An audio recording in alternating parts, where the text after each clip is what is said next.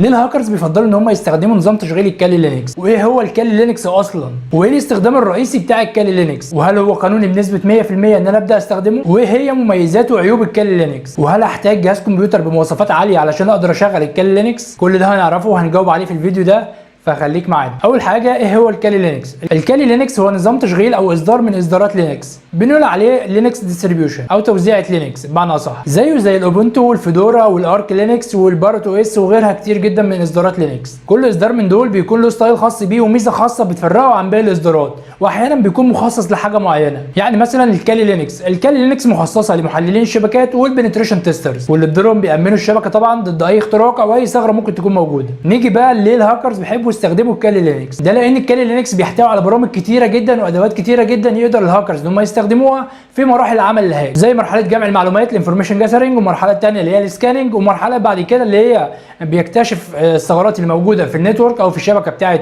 التارجت اللي هو بيعمل عليه هاك او بيعمل عليه سكان، وبعد كده بيعمل اكسبلوت للفولنربيلتي دي او بيعمل اكسبلوت للثغره اللي هو اكتشفها دي علشان يعمل هاك عليه. فالبرامج الكتيره اللي موجوده على الكالي لينكس بتدعم ان هو يقدر يعمل الخطوات دي كلها، والبرامج دي اوريدي متسطبه على الكالي لينكس، يعني مش هيحتاج ان هو يدور على البرامج ويبتدي يسطبها، لا ده هي اوريدي متسطبه جاهزه ويبتدي يشتغل عليها. نيجي بقى للكالي لينكس بيستخدم في ايه اصلا، او ايه الاستخدام الرئيسي بتاع الكالي لينكس؟ اقول لك ان الاستخدام الرئيسي بتاع الكالي لينكس اصلا هو مجال الانفورميشن سيكيورتي، واللي بيندرج تحته البنتريشن تيستنج والسكيورتي ريسيرش والكمبيوتر فورنسكس والريفرس انجينيرنج. نيجي بقى للحاجه اللي بتخوف الناس اول ما يسمع اسم هاكر او اسكال هاكينج. اي حاجه فيها هاك تلاقي الناس خايفه منها، وان اي برنامج او اداه بيستخدمه الهاكرز هي غير قانونيه وغير امنه، وده طبعا كله غير صحيح. الفكره ان ده كله مجرد نظام تشغيل في برامج كتيره وادوات كتيره، لكن لو استخدمتها استخدام خاطئ في انك تعمل هاك على حد او انك تاذي حد، فانت كده بتستخدمها استخدام غير قانوني. هو قانوني انك تستخدم الكالي لينكس في الاغراض التعليميه، زي انك وليكن بتتعلم سكيورتي او متخصص في مجال الانفورميشن سكيورتي،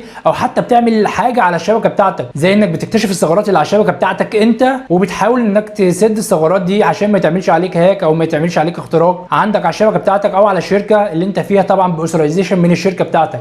لازم يكون لك اذن من الشركه بتاعتك انك تعمل الحاجه دي علشان تسد الثغرات وعلشان ما يحصلش اختراق على الشبكه بتاعه الشركه، فده قانوني بنسبه 100%. لكن طبعا اي استخدام خاطئ لاي اداه واي برنامج في الكالي لينكس هو غير قانوني بنسبه 100%. في النهايه ده مجرد نظام تشغيل متاح اونلاين لاي حد يعمل له داونلود، ولو كان في مشكله ما كانش اتعرض اصلا وكان اتعمل له بلوك من الاول. نيجي بقى ليه لازم تستخدم الكالي لينكس او ايه هي مميزات الكالي لينكس اصلا. اول حاجه انه فري او مجاني، يعني مش هتحتاج انك تدفع فلوس قصاد اي لايسنس او علشان تنزله اصلا من على الويب سايت بتاعه، مجرد انك هتدخل على الموقع وتعمل له داونلود وخلصت الحكايه. مش هتحتاج انك تفعل لا لايسنس ولا تحتاج تدفع فلوس قصاد انك بتعمل داونلود للاوبريتنج سيستم ده. تاني حاجه هو انه اوبن سورس. عارف يعني ايه نظام تشغيل اوبن سورس؟ يعني نظام تشغيل السورس كود بتاعه متاح اونلاين، الكود بتاعه متاح اونلاين، تقدر تنزله عندك وتقدر تعدل فيه على حسب احتياجاتك. ثالث حاجه هو انه عليه اكتر من 600 برنامج واداه تقدر تستخدمهم في البنتريشن تيستنج والنتورك اناليسيس، واوريدي مسطبين كمان. رابع حاجه هو انه بيدعم لغات كتير، يعني ممكن تعمل كاستمايز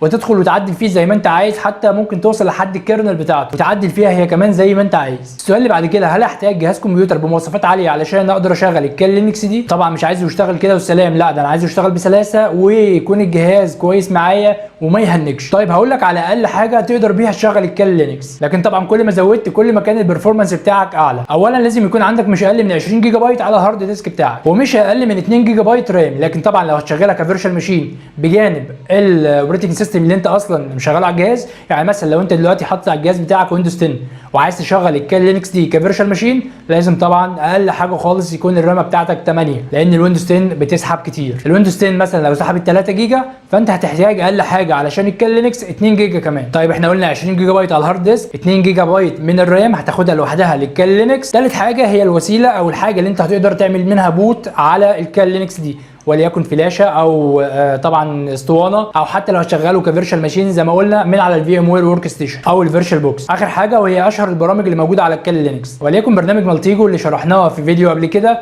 هو من اهم البرامج اللي انت ممكن تستخدمها في مرحله جمع المعلومات او الانفورميشن جاثرنج، لانها بتجيب لك معلومات كتيره جدا وفيها اوبشنز كتيره جدا ممكن تبحث بيها. برنامج الام ماب واللي انت ممكن تعمل بيه سكان على الشبكه كلها وتقدر تشوف الثغرات اللي فيها، وده كنا شرحناه برده في فيديو كامل لوحده. برنامج نيسوس وده بيعمل لي سكان على الثغرات اللي موجوده في السكيورتي بتاعه الشبكه كلها، ده لانه بيعمل لي رن ل 1200 فولنربيلتي تيست، يعني بيعمل لي 1200 تيست على الثغرات الموجوده عندي في الشبكه بتاعتي. برنامج الواير شارك وده استخداماته كتيره جدا، بيعمل حاجه اسمها باكيت انالايزر، ده زي ما تكون ماسك ميكروسكوب كده وبتبص بيه على النتورك بتاعتك تعرف ايه اللي بيحصل بالظبط. ده طبعا برنامج منتشر بشكل فظيع، ممكن نعمل بيه سنيفنج على الشبكه بتاعتنا، هعرفك الكلام ده بعدين. برنامج الاير كراك وده بنستخدمه في الواي فاي سكيورتي في اكتر من حاجه زي المونيتورنج والاتاكينج والتستنج والكراكنج. برنامج ذا هايدرا ده بنستخدمه عشان نعمل بروت فورس اتاك. برنامج الميتاس بلوت وده اللي بنستخدمه علشان نكريت او علشان نعمل بيلود او الفيروس اللي بعد كده هنعمل له اكسبلويت على جهاز التارجت، هنعرفه بعدين. طبعا شرح البرامج اللي احنا لسه قايلينها دي وفي برامج تانية غيرها كتير